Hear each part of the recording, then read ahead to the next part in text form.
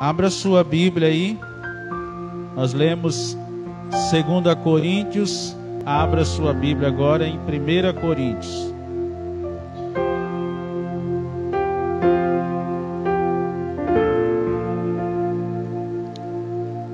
Capítulo 15.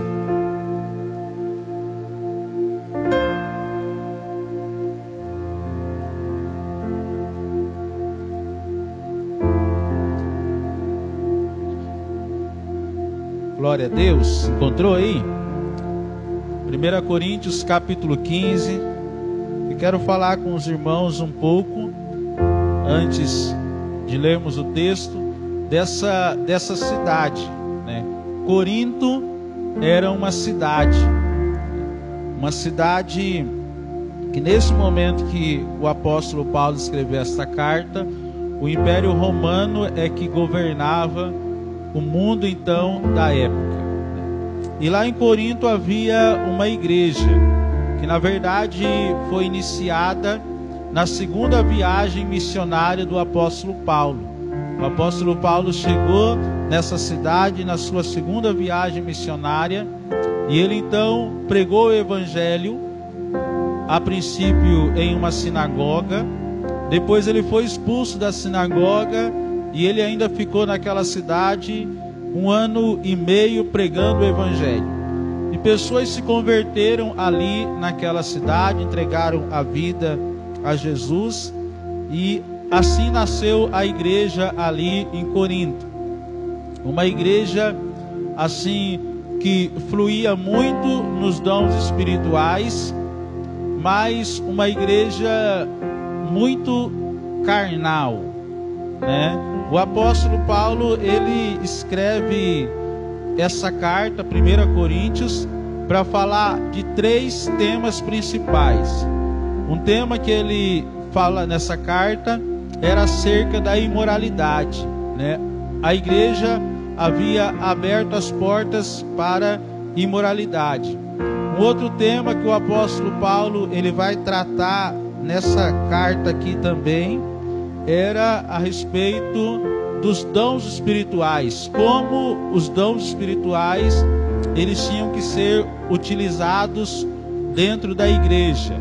E aí nós vamos ler aqui nessa carta um dos direcionamentos mais claros acerca de como se utilizar os dons espirituais, de maneira específica o dom de línguas dentro da igreja.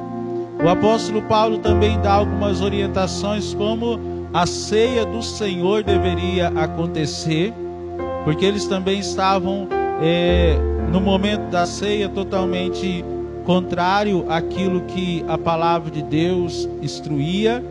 Durante a ceia do Senhor também havia um momento de comunhão, de comer alimentos, e ali alguns comiam demais, outros comiam de menos, né? Ali também o que acontecia, alguns irmãos bebiam até ficarem embriagados. Isso tudo na ceia dentro da igreja. E aí o apóstolo Paulo ele vai escrever essa carta para trazer direção à igreja. E o último principal assunto, o terceiro assunto, era a respeito da ressurreição. Essa cidade, irmãos, ela ficava entre os mares Egeu e o mar Adriático. Essa cidade ela tinha um porto, era uma cidade portuária. E naquele tempo as cidades portuárias chegavam e saíam pessoas a todo momento da cidade. E aquela cidade então tinha um fluxo de pessoas de várias regiões muito grande. Depois da Olimpíada, né, que acontecia em Atenas, o segundo evento esportivo maior da época acontecia nessa cidade aqui, na cidade de Corinto. Nessa cidade tinha um teatro, né? Um teatro que cabiam mais de 20.000 pessoas sentadas. Nessa cidade tinha esse teatro. Nessa cidade também tinha um templo que era conhecido como templo dedicado à deusa Afrodite. que eles acreditavam que seria a deusa do amor. E nesse templo dedicado à deusa Afrodite, haviam 1000 sacerdotisas prostitutas.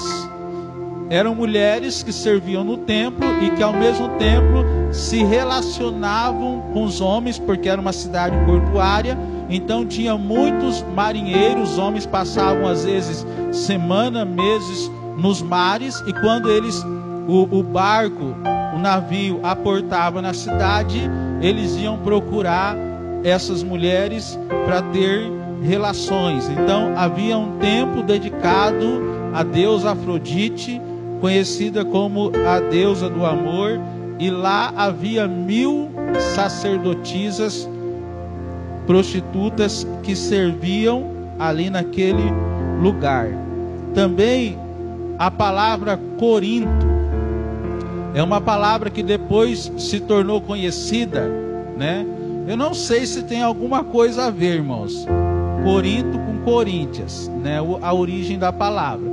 Mas a palavra Corinto, depois, devido à cidade ser uma cidade de muitas crenças e de muita imoralidade, a palavra Corinto significou aquele que vive de maneira devassa, de maneira impura. Então, quando alguém queria dizer que a outra pessoa vivia de maneira devassa, ele falava: aquilo lá é um Corinto, né? Tomou a expressão da cidade por aquilo que ela praticava, né? Então havia esses problemas, e isso começou a afetar a igreja.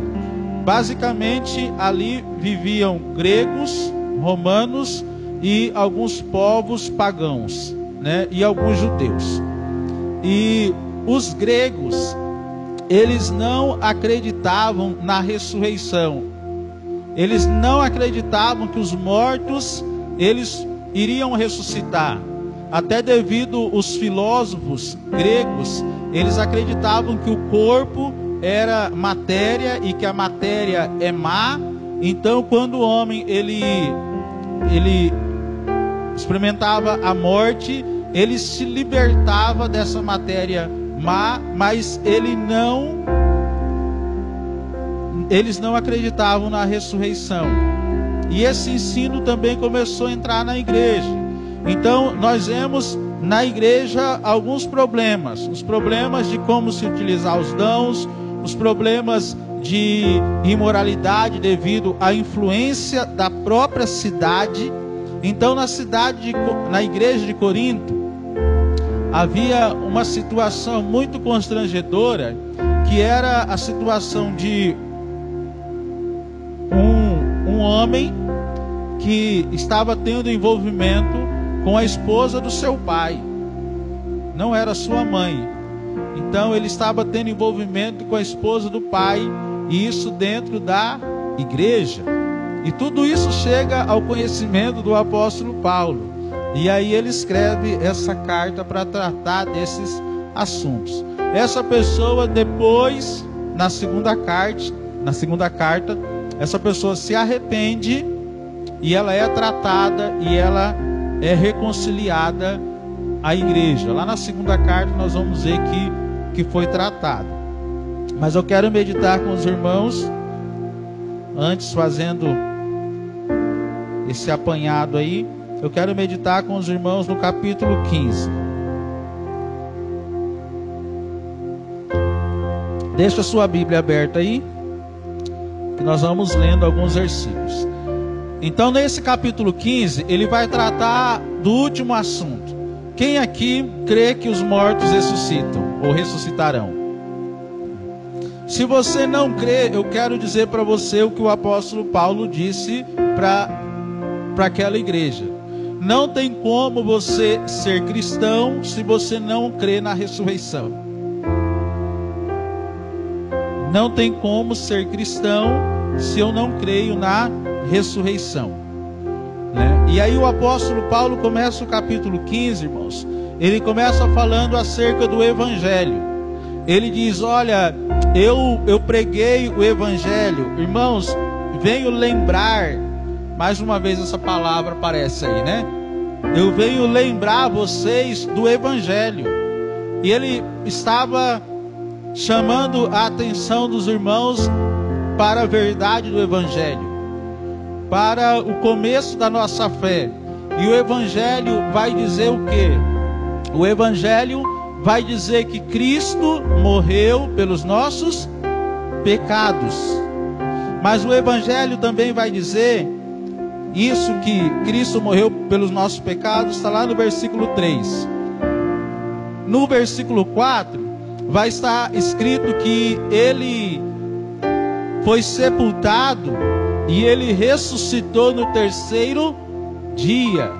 Ele ressuscitou no terceiro dia. Então o apóstolo Paulo começa a ministrar acerca desse assunto, falando sobre o Evangelho. Olha, o Evangelho que vocês creram, o Evangelho que mudou a vida de vocês, vocês foram mudados, restaurados. A própria experiência de vocês é uma prova de que há ressurreição. Porque se Cristo não ressuscitou, como que vocês tiveram a vida de vocês mudada? Então ele diz, olha, o Evangelho diz, Cristo morreu pelos nossos pecados, ele foi sepultado, ao terceiro dia ele ressuscitou. E aí o apóstolo Paulo, ele começa a dizer, olha, e quando Jesus ressuscitou, ele apareceu a Cefas. Está aí na sua Bíblia, lá no versículo 5. Ele apareceu a Cefas, que é Pedro, é o mesmo Pedro. Ele primeiro apareceu a Pedro, Cefas, e depois ele apareceu aos 12. Aí depois o apóstolo Paulo vai dizer, e depois ele apareceu para mais de 500 irmãos de uma vez. E muitos desses irmãos ainda estão vivos e outros dormem. O apóstolo Paulo começa a dizer, olha irmãos, Jesus ressuscitou. A primeira prova é que quando vocês creram, ele mudou a vida de vocês. A segunda prova é que Pedro viu ele ressuscitado.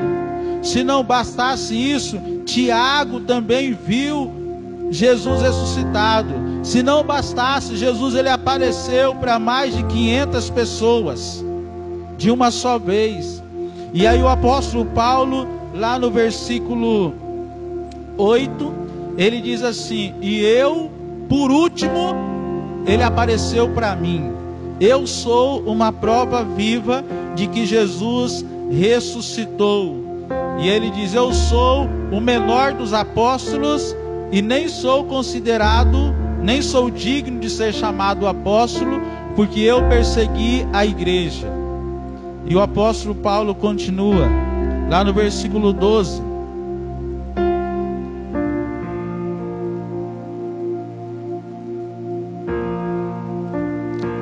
Ora, se está sendo pregado que Cristo ressuscitou dentre os mortos, como alguns de vocês estão dizendo que não existe ressurreição dos mortos? Então no meio da igreja havia pessoas espalhando um ensino contrário à fé, à nossa fé em Cristo Jesus.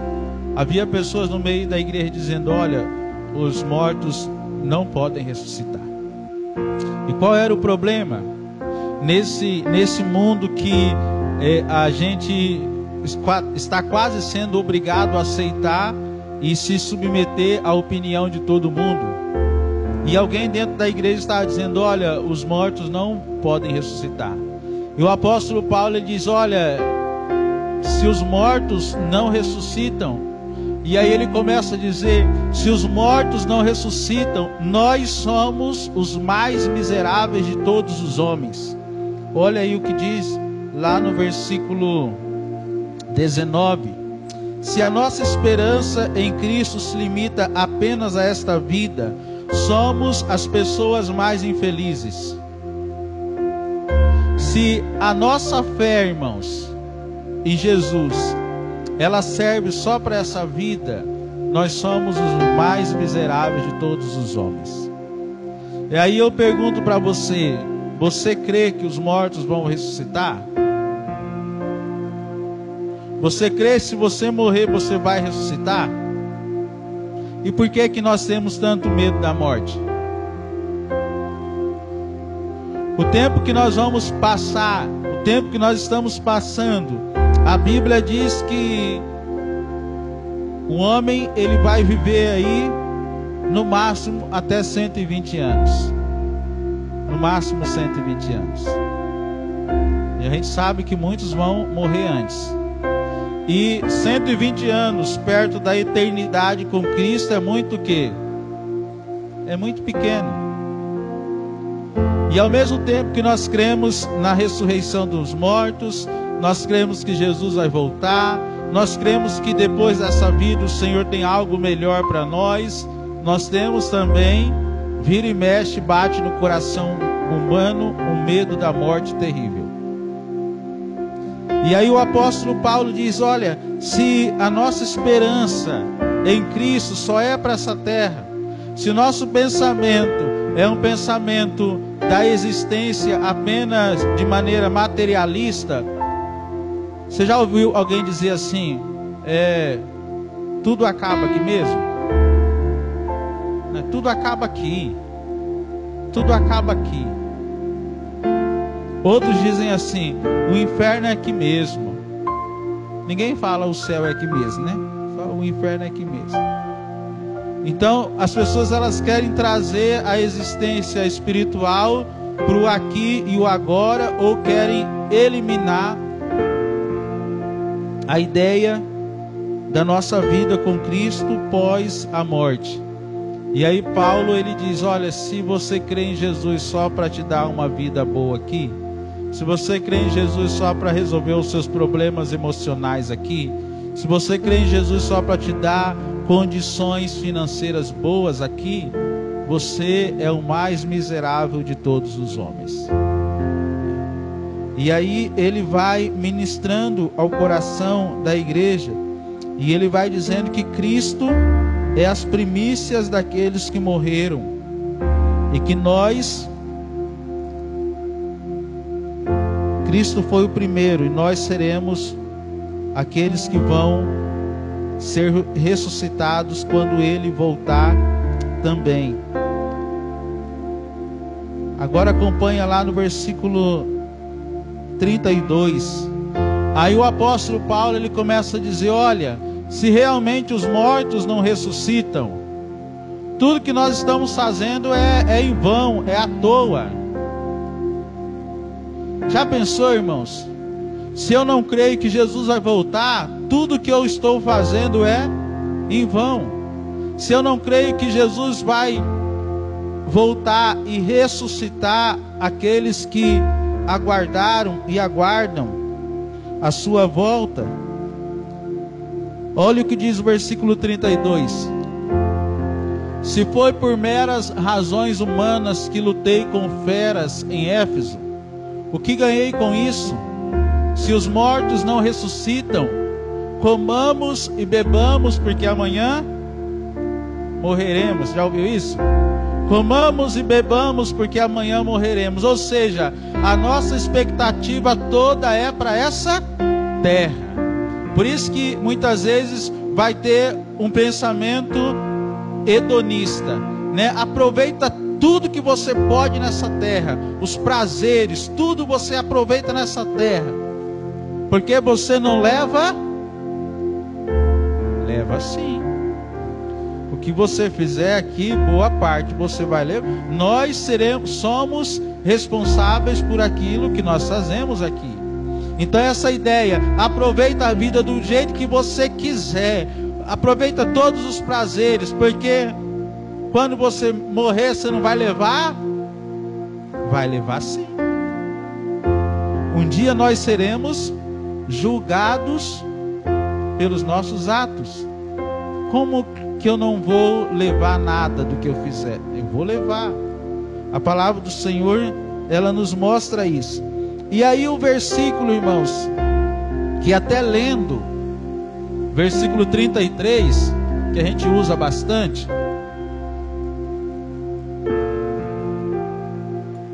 diz o quê? Não se deixe enganar, as más companhias corrompem os bons costumes. Dentro desse texto aqui, se aplica a que os irmãos estavam tendo companhia com pessoas com ensinos contrários à sua fé, e eles estavam dando mais ouvido às pessoas que não temiam a Deus e que estavam ensinando aquilo que era contrário à palavra do que a própria palavra. E aí o apóstolo Paulo diz: olha, as más companhias corrompem os bons costumes. Ou seja, vocês estão sendo ensinados, doutrinados por algo contrário à fé de vocês, e vocês estão aceitando esses ensinamentos. E aí o apóstolo diz: as más companhias corrompem os bons costumes. Alguém nos perguntou essa semana: pastor, como uma pessoa, depois de ter passado um tempo na igreja, ela volta a algumas situações anteriores, né? Nós queremos às vezes ter resposta para muitas coisas, mas, irmãos, nós precisamos conhecer o que a palavra de Deus diz, porque senão nós seremos levados de um lado para o outro por qualquer vento de doutrina. Quando eu não conheço a palavra, qualquer pessoa que chega, ela pode me deixar em dúvida daquilo que eu acredito. Mas quando eu conheço a palavra e eu creio na palavra e eu sei o que está escrito, as pessoas podem até chegar e me falarem algo, mas eu creio que na palavra, no que a palavra de Deus está falando. Depois, a partir do versículo 35,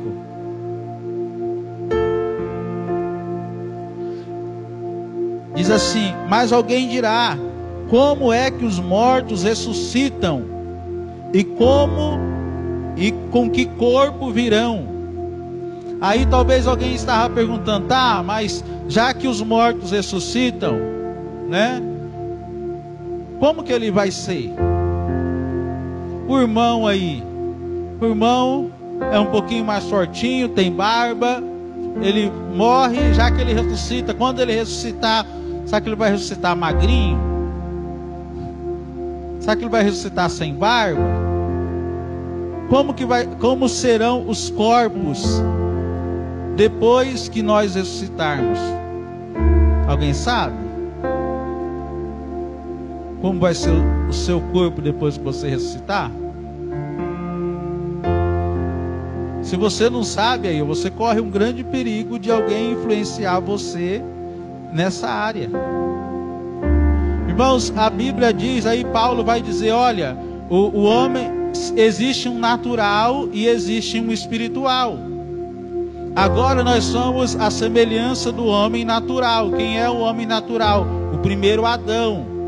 Quem é o primeiro Adão? O Adão que Deus criou e colocou lá no Jardim do Éden. Nós somos a imagem e semelhança do primeiro Adão. E agora nós entregamos a nossa vida a Jesus e nós estamos em Cristo. Olha aí o versículo 44. Semeia-se o corpo natural, ressuscita o quê?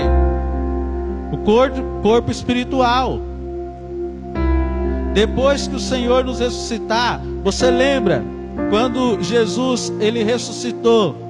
Se eu pedir para alguém aí, né, vem aqui na frente, sai correndo aqui e atravessa aquela parede ali, o que vai acontecer?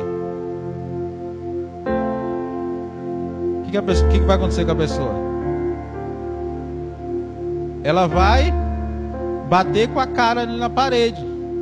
Mas depois que Jesus havia ressuscitado, não sei se os irmãos lembram, ele entrava e saía dos lugares, sumia e aparecia em outros lugares.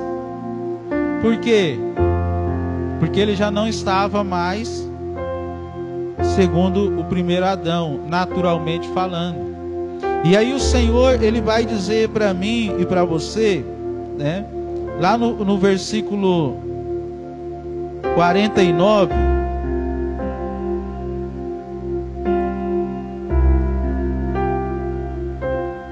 diz assim: assim como tivemos a imagem do homem terreno. Quem aqui tem a imagem do homem terreno? Todo mundo. Todos nós nascemos no primeiro Adão. Assim como tivemos a imagem do homem terreno, teremos também a imagem do celestial. Fala para o seu irmão aí: você vai ser semelhante a Jesus. Isso te anima ou te desanima? Um dia o plano original de Deus vai se completar e vai ser na ressurreição. Quando Deus ele criou o homem lá no jardim, ele disse o quê? Façamos o homem segundo a nossa imagem e semelhança. Quando Adão peca e ele é expulso do jardim, ele perde a imagem e semelhança de Deus na vida dele. Lá no capítulo 5 ou 6 de Gênesis, diz que Adão começa a gerar filhos segundo a sua imagem e não mais segundo a imagem de Deus. E agora, quando nós entregamos a nossa vida a Cristo, a Bíblia diz que nós somos o quê? Uma nova criatura em Cristo Jesus, porque o Espírito Santo de Deus veio habitar dentro de nós. E como diz o texto que foi lido, aonde o Espírito Santo de Deus está, aí há liberdade. Porém, essa liberdade é para que nós sejamos transformados na imagem de Cristo. Vamos ver até esse texto que foi lido. Acho que é o capítulo 3 ou 4. Capítulo 3, 2 Coríntios 3. Nós só lemos Coríntios hoje quase, né? Abre aí, irmão, 2 Coríntios 3, 17.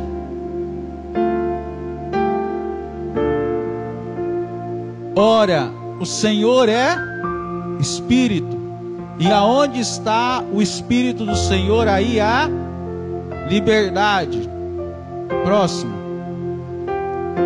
E todos nós, com a face descoberta, contemplamos a glória do Senhor, segundo a sua imagem, estamos sendo transformados com glória cada vez maior, a qual vem do Senhor, que é Espírito.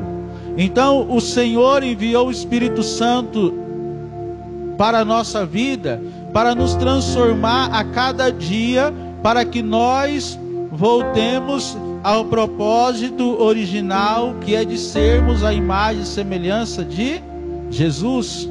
Por isso que eu falo, irmãos, o propósito da Bíblia não é que você seja igual a Moisés. Você pode aprender com Moisés. O propósito não é que eu e você, que nós sejamos igual a Elias. O propósito não é que eu seja igual a nenhum homem de Deus da Bíblia, porque apesar deles terem as suas qualidades, eles tiveram as suas falhas. A Bíblia diz que Davi foi o homem segundo o coração de Deus. Mas você conhece a história de Davi como eu. Pergunto para as mulheres aí: vocês queriam ter um marido como Davi? Dificilmente. E ele era um homem segundo o coração de Deus. E às vezes a gente quer se parecer com um personagem bíblico. A Bíblia não é uma história de muitos homens de Deus que nós temos que procurar ser modelo deles. Não, a Bíblia é a história de um único homem que nós fomos projetados para sermos a imagem e semelhança dele. Pastor, mas é impossível. E eu concordo com você que é impossível. Por isso que quem completa a obra, quem é? É Jesus, é o próprio Deus. Então Ele nos criou lá para sermos a imagem e semelhança. Olha aí Romanos 8, 29. Coloca aí, irmão. Agora está até mais fácil, né? 8, 29. Diz assim: pois aqueles que de antemão conheceu, também os predestinou. O que é predestinar? É dar destino antes de existir. Então, aqueles que conheceu de antemão. Então, Deus nos conheceu antes de nós mesmos existirmos. E antes de nós existirmos, Ele já nos conhecia. E antes disso, a Bíblia diz que Ele nos predestinou. Ele nos deu um destino. Nós temos uma origem e nós temos um destino. E a Bíblia diz que qual foi o destino? Ele nos predestinou para sermos o quê? Conforme a imagem do seu Filho, Jesus, a fim de que Ele seja o primogênito entre muitos irmãos. Então, eu e você, volta lá para 1 Coríntios 15.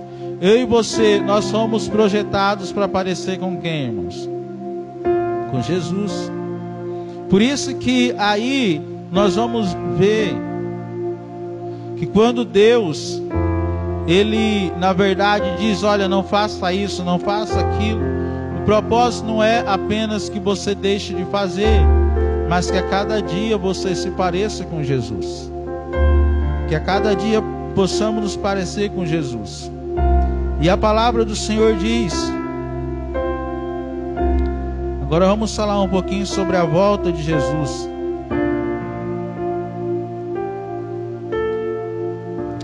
Primeira Coríntios 15. Vamos ler o 49 novamente.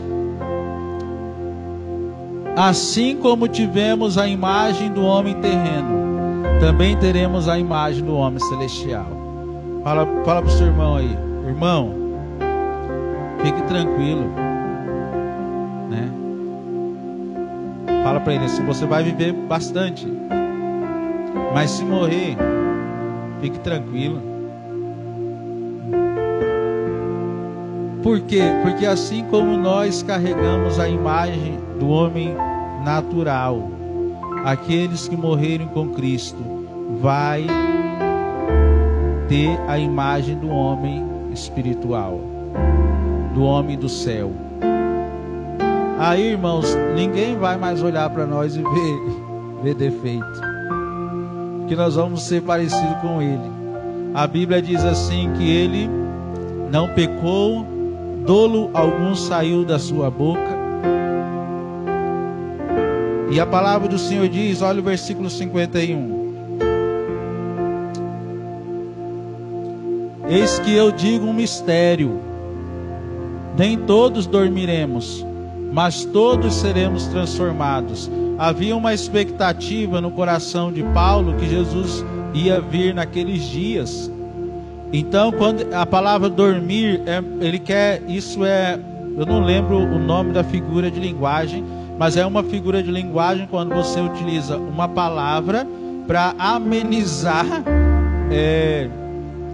assim a força da outra palavra, para ele não dizer assim: nem todos vão morrer. Ele disse: nem todos vão dormir, né? É uma figura de linguagem que eu não lembro agora o nome da figura, né? Mas ele diz o que? Nem todos dormiremos, mas todos seremos transformados. Irmãos, talvez nem todos nós que estamos aqui vamos morrer. E tomara que eu esteja nesse grupo que não vai morrer, né? Por quê? Porque pode ser que eu esteja vivo quando Jesus voltar. E aí, quando eu estiver vivo, quando Jesus voltar, eu serei apenas transformado, né? Fica imaginando, né? Na hora a transformação.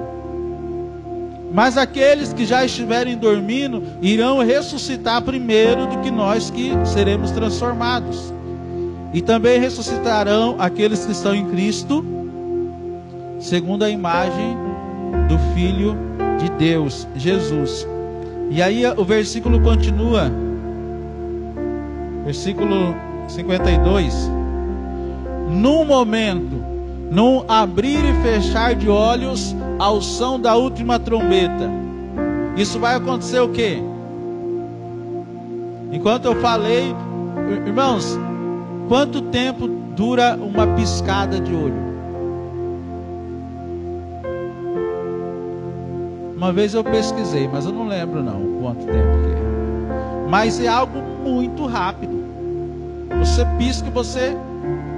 né? E a Bíblia diz que quando a última trombeta tocar, vai ser como num abrir e fechar de olhos,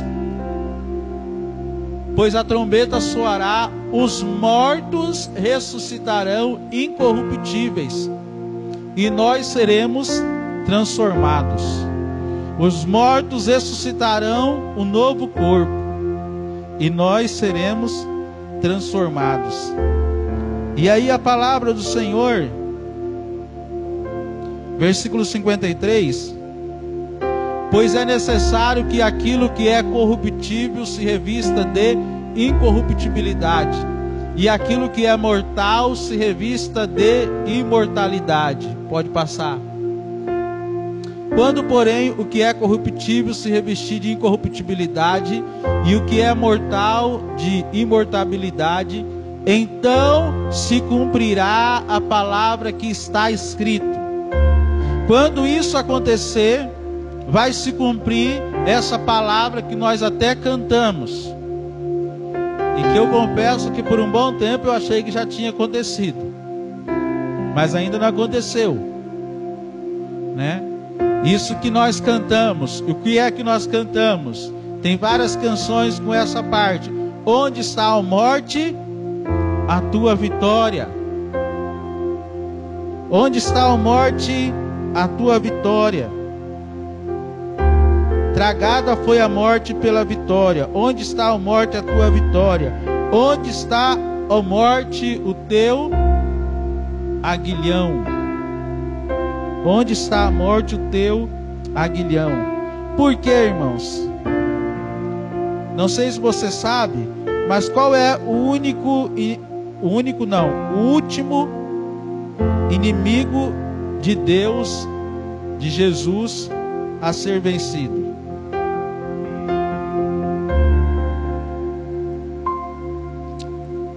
Você percebeu que em momento nenhum falou do diabo aí? Qual é o último inimigo a ser vencido? Olha lá no versículo 26 aí.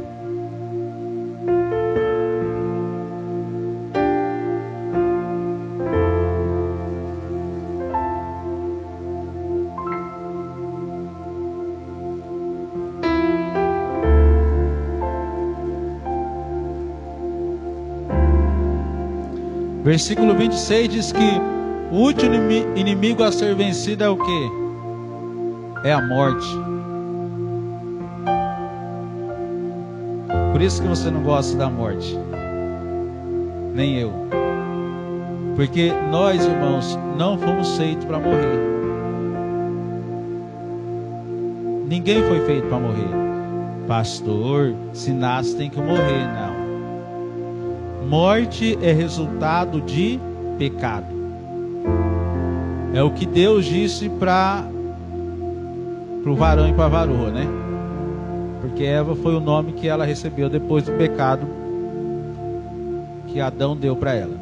Mas Deus havia falado: no dia que você comer do fruto da árvore do conhecimento do bem e do mal, nesse dia você vai o quê? Morrer. Eles desobedeceram. Eles experimentaram 3 aspectos da morte: espiritual, física, e quem morrer espiritualmente sem Cristo vai experimentar a morte eterna. E aí a Bíblia diz, irmãos, que o último inimigo a ser vencido vai ser a morte. Então a morte é um inimigo que é resultado do pecado do homem lá no jardim. O homem não foi feito para morrer. O homem pecou, o homem passou a morrer. E morte significa separação. A palavra morte, se você pegar a palavra morte e for ver o significado, significa separação.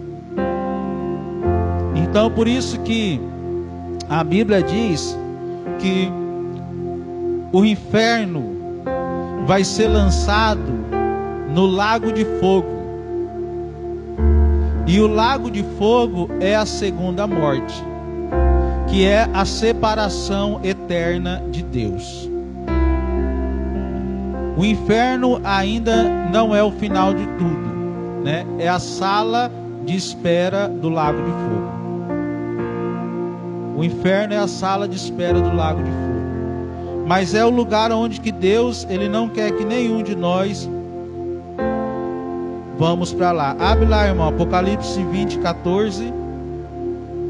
Apocalipse 20, 14. Depois nós voltamos para aí. Então a morte e o Hades, o inferno, foram lançados no lago de fogo. O lago de fogo é a segunda morte. Então o inferno, o Hades, Seol e a morte serão lançados no lago de fogo. No lago de fogo. A Bíblia diz que o Hades, ele foi feito para o diabo e os seus anjos, demônios caídos. Anjos caídos, demônios. Hades foram lançados no lago de fogo, que é a segunda morte. Abre no capítulo 21, versículo 4, do mesmo livro.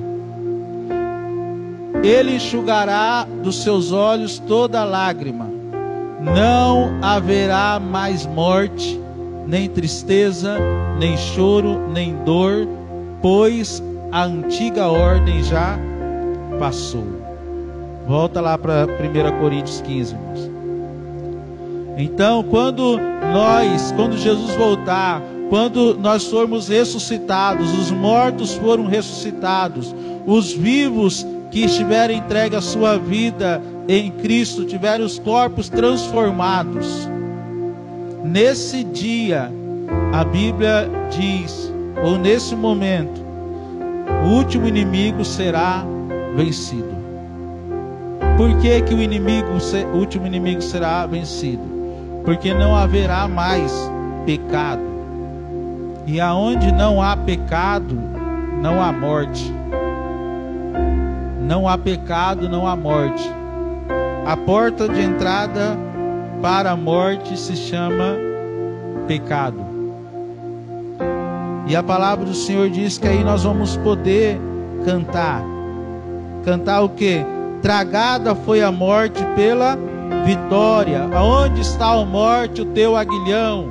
Aonde está a morte, o teu aguilhão? O que é aguilhão, irmãos? Eu até procurei aqui. Aguilhão é do grego kentron, que significa uma picada, como uma picada de abelha, ou de escorpião, ou de gafanhoto, né? Também era tipo um bastão de aço, com ponta bem afiada, que se usava para maltratar os animais, né? Então, a Bíblia diz aqui, aonde está a morte, o teu aguilhão? Então, o pecado, ele dá liberdade para a morte usar o aguilhão. E quando nós formos ressuscitados em Cristo, a morte vai perder o seu poder. Por quê? Porque não haverá mais pecado. E a morte não poderá mais usar o aguilhão. E a palavra do Senhor diz assim: o aguilhão da morte, versículo 56. O aguilhão da morte é o quê? É o pecado. E a força do pecado é o quê? É a lei. A força do pecado é a lei. Por quê? Porque você já percebeu que quando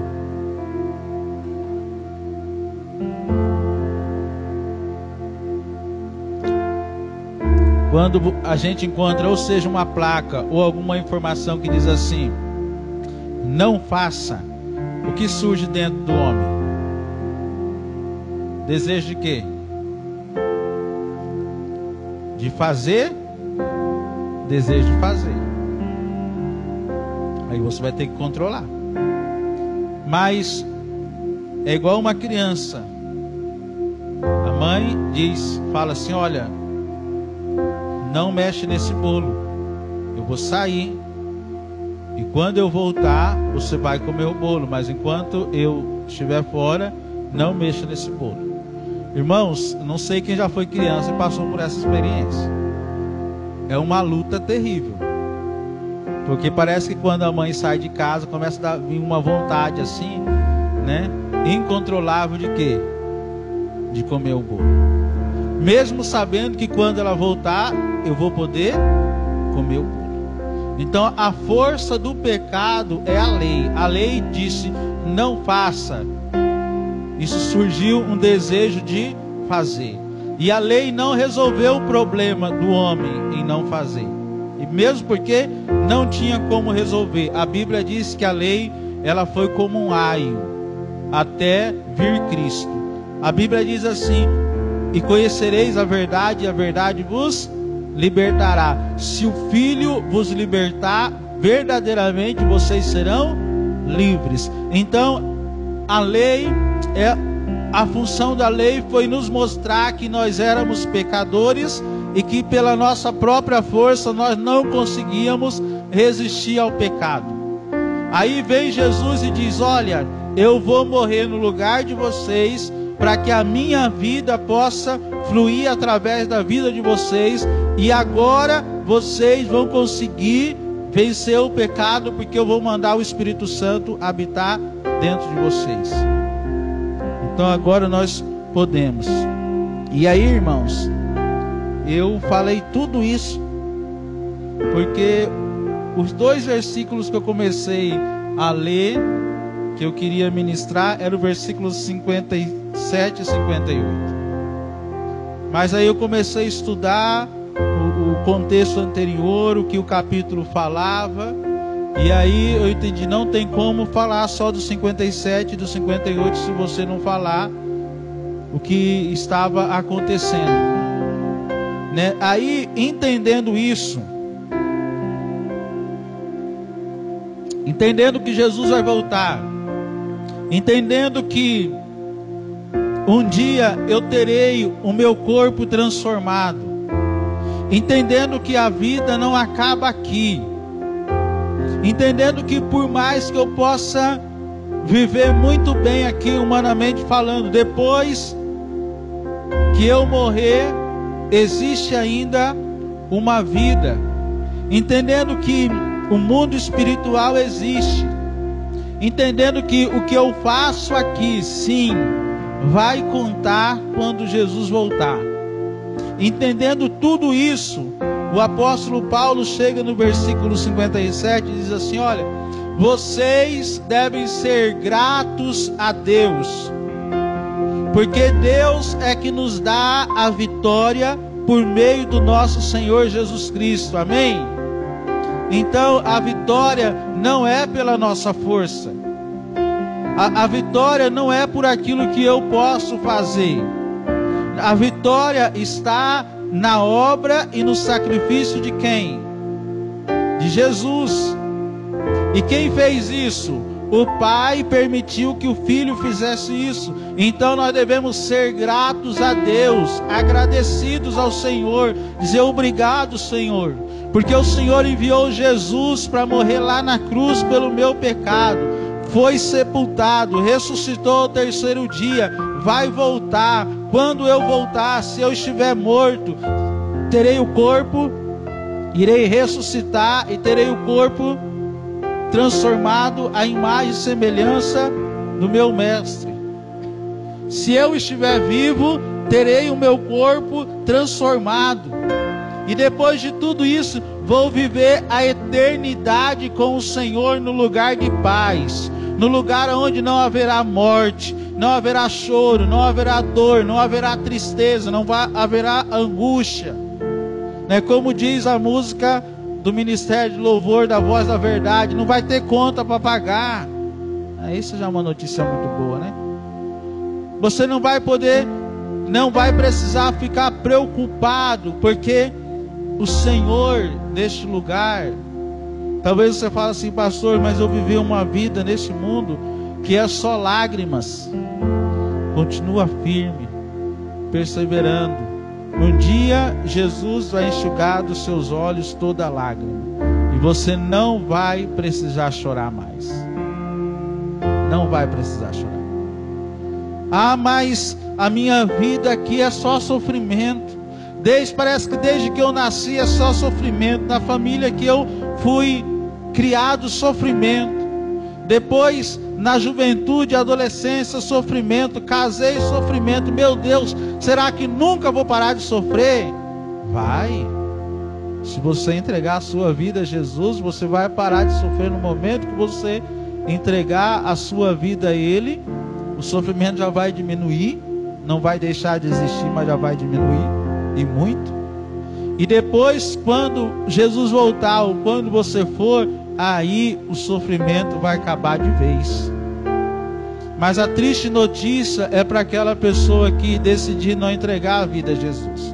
Porque aí, ainda que tenha tido uma vida muito boa aqui, usufruído do bem e do melhor, se morrer com Cristo, vai para o inferno, e o inferno depois vai ser lançado no lago de fogo, que é a segunda morte, aonde o fogo arde, mas não destrói, aonde é a separação eterna de Deus. Lá não tem mais jeito, lá não tem mais solução, lá sim vai ser o tormento eterno. Então o Senhor, Ele enviou Jesus para salvar cada um de nós. E aí Ele espera que cada um de nós, irmãos, que nós possamos tomar a nossa decisão. A Bíblia diz que Deus amou o mundo de tal maneira que deu o seu Filho unigênito, para que todo aquele que nele crê não pereça, mas tenha a vida eterna.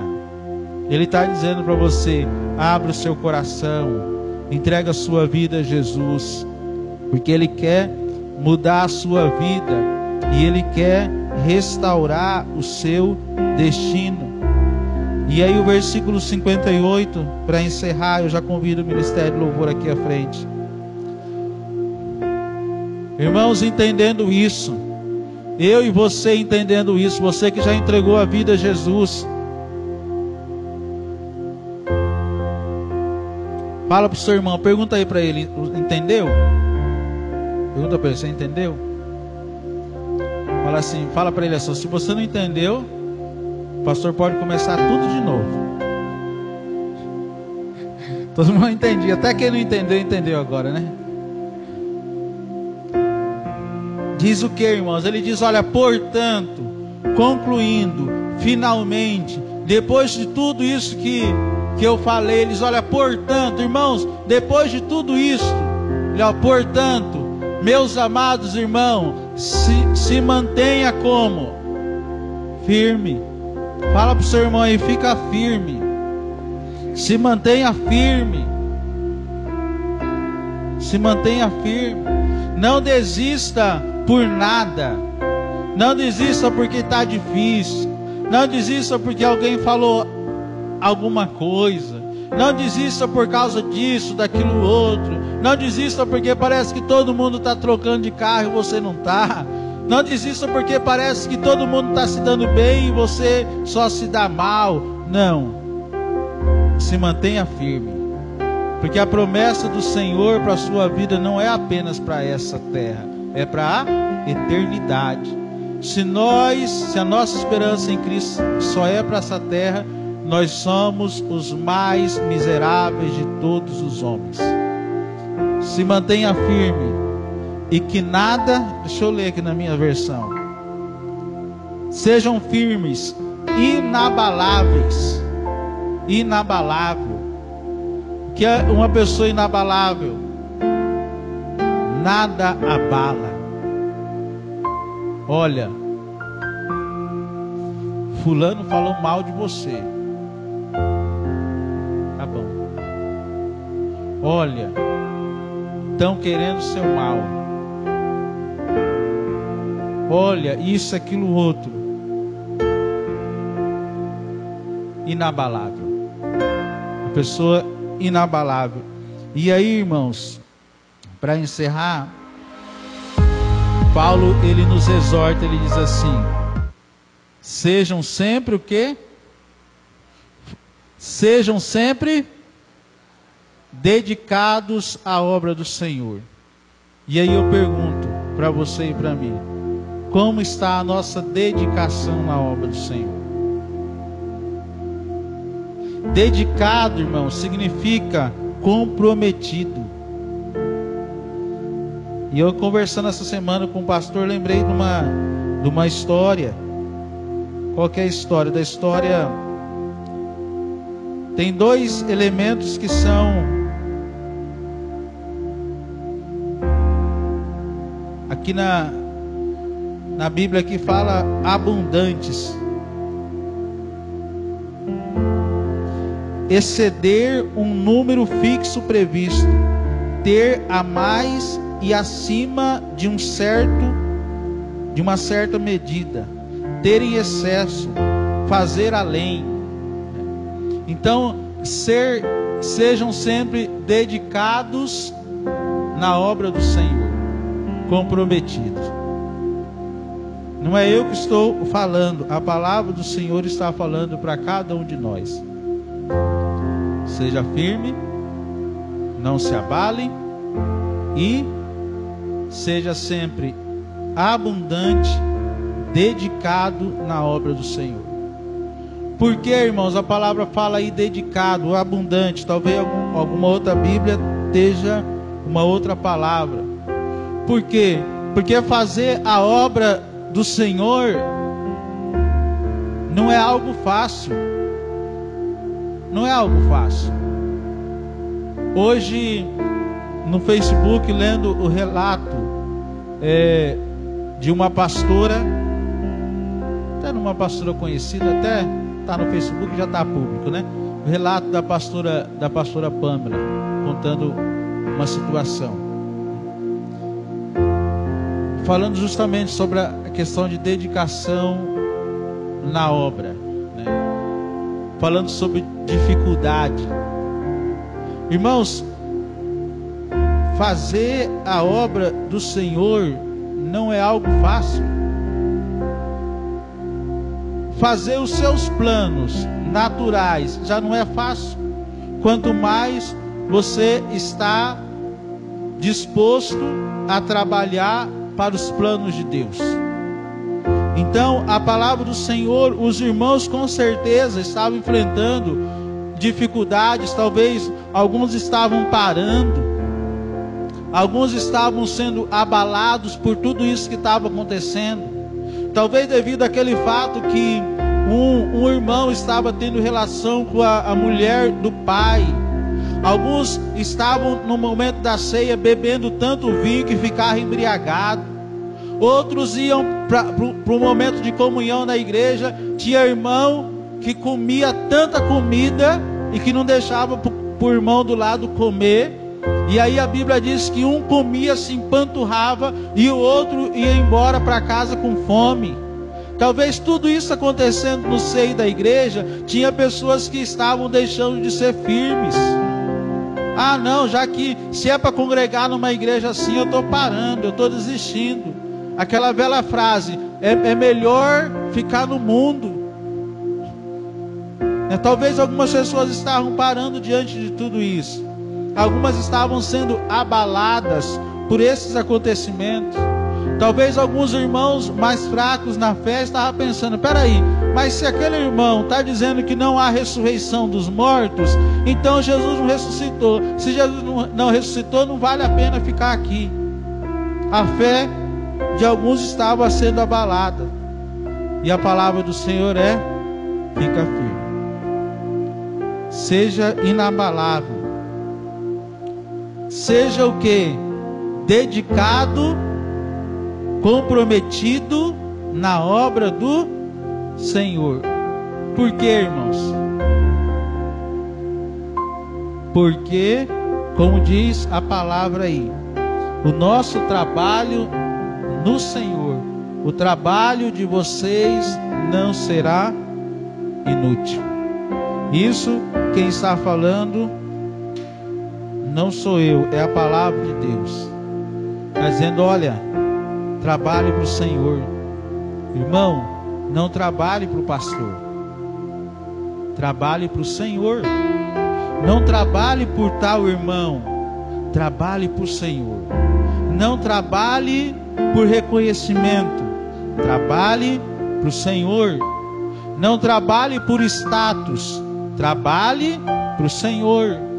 Porque se você trabalhar com o coração no Senhor, o Senhor vai te recompensar.